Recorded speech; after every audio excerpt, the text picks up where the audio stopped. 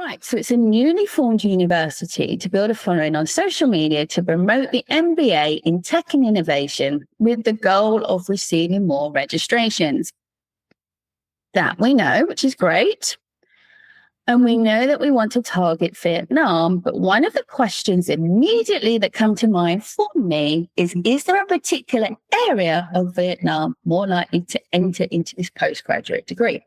So let's go to ChatGPT and ask. And as I say, qualify things, right? But at this, it has been a godsend in terms of producing information quickly, charts, graphs for your clients. When you're doing a social media strategies, it's like, yes, I love you, ChatGPT. Okay. So the question I'm going to ask, are there different areas in Vietnam more likely to enter a postgraduate MBA degree? So question mark straight away. Let's see what ChatGPT says for us. Spoiler, I've already looked at this and I know there is. And so straight away, it's given us some information of particular cities and areas. Now, you want this for a couple of reasons. One, it's great because now you know the areas to target. So if you do paid media, you sometimes can target different specific areas or location towards those areas, right? So 5 miles out or 5 kilograms out, 5 kilometers out. To say it needs to be in this area, or you can sometimes even put cities. It just depends on the advertising platform you're using or even different target areas. So you can do that straight away. And it also gives you a bit more of an understanding of kind of, well, is there any maybe style of communications that we need to change? So let's have a look at the cities. What is ChatGPT nicely telling us? The largest city and economical hub of Vietnam is, oh God, how am I going to pronounce this? Ho Chi Minh City. I really apologize for my pronunciation. It's a HCMA. It has a high concentration of universities, business schools, offerings. So they've already got a likelihood to go for the MBA. That's good to know. And there's some other cities here that we can use. And this is going to form our strategy, our document that we're going to create for the client and their understanding of how we will target these prospects. Okay, so we have the other cities, Hanoi. Don't know how you pronounce that. Da Nang and Can Thao. Again, apologies my pronunciation for anyone. Right. So we already know some cities now. So bear that in mind. We will be creating a template where we start building on this information. Overall, once we've gone through everything and I've kind of done my bit of a blurb and you've got an understanding where I'm coming. So I do this for a lot of different companies. So apologies if it seems a bit fast when I'm going through things, but it's just my style.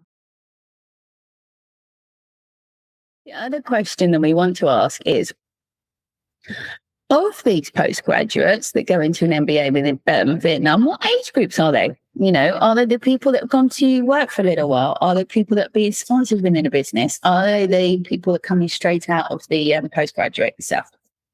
So let's ask that question. What is the typical age of a postgraduate that go into an MBA within Vietnam? Hit enter. Let's give it a go. Right. Generally ranges from the mid-20s to the 30s. This range is from professional. Let's go back up. Well, it's the next thing. This range is from professional academic backgrounds, commonly seen among MBA candidates. Here are some key points. So we kind of, another thing that I should add, we now know that they come from an academic background. So again, we can use this information on targeting for social media ads because sometimes you can put in criteria like the education levels that they've had. You will see it later on when we do the ad targeting and how we can do paid as well as organic. Organic, we'll probably focus more on hashtags, things like in an Insta, and we'll focus on different events that we might want to look at when it comes to Facebook, because there are different countries still using Facebook, which we'll see here with Vietnam.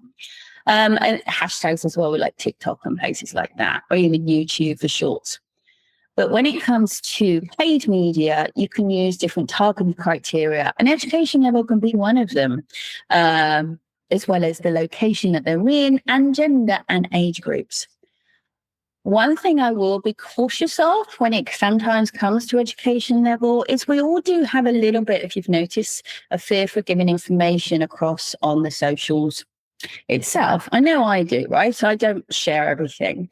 So don't rely specifically on this targeting because the information may have not been entered.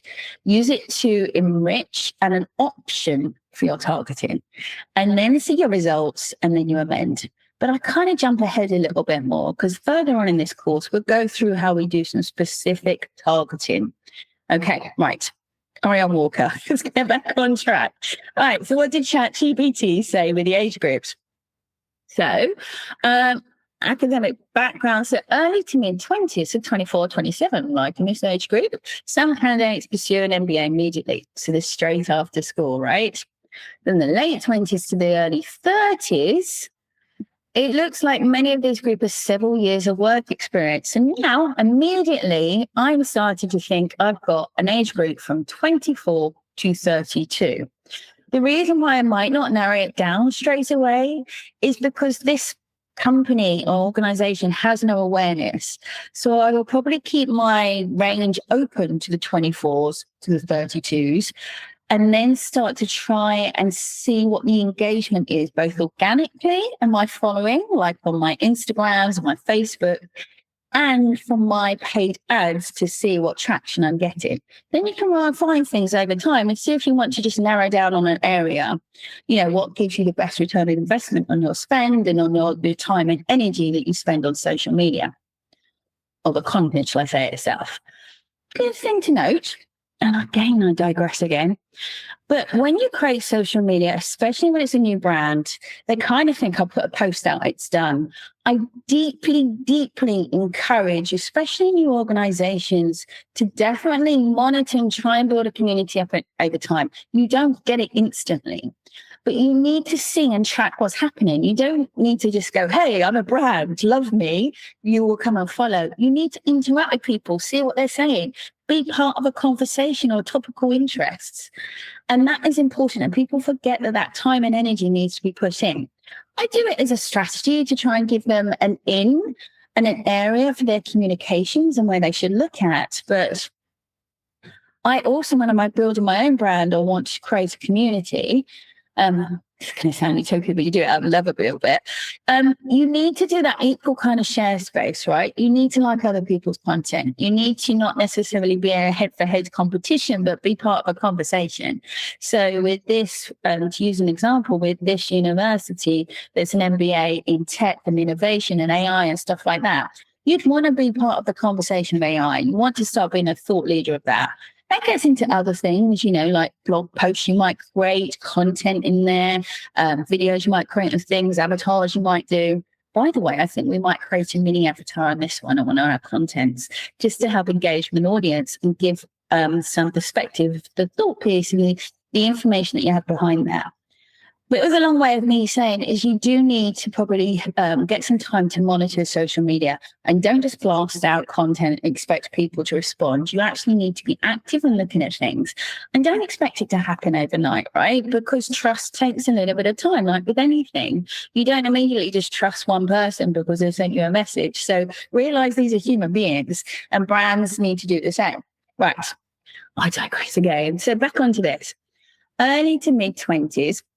So we already know that straight out of school, and we also know the range is going to be some people that have got some work experience. Again, we potentially can use this when we're doing paid ads, and we can do it potentially with our strategy organically when we look at Facebook events or things like that. Right, let's carry on. Then it's saying the plus 33-year-olds, some MBA candidates are in their mid-30s or older. Now, I don't know how much this is, so maybe this is another range that we want to look at, but personally, because it's not giving me a lot of information, and this is talking about leadership capabilities, I'm not sure. I would probably go from 24 to maybe 36 and then test what happens. Who knows? I should mention, I don't believe there's a right and wrong in anything. I think you need to put things out there, test it, see what works, and go from there.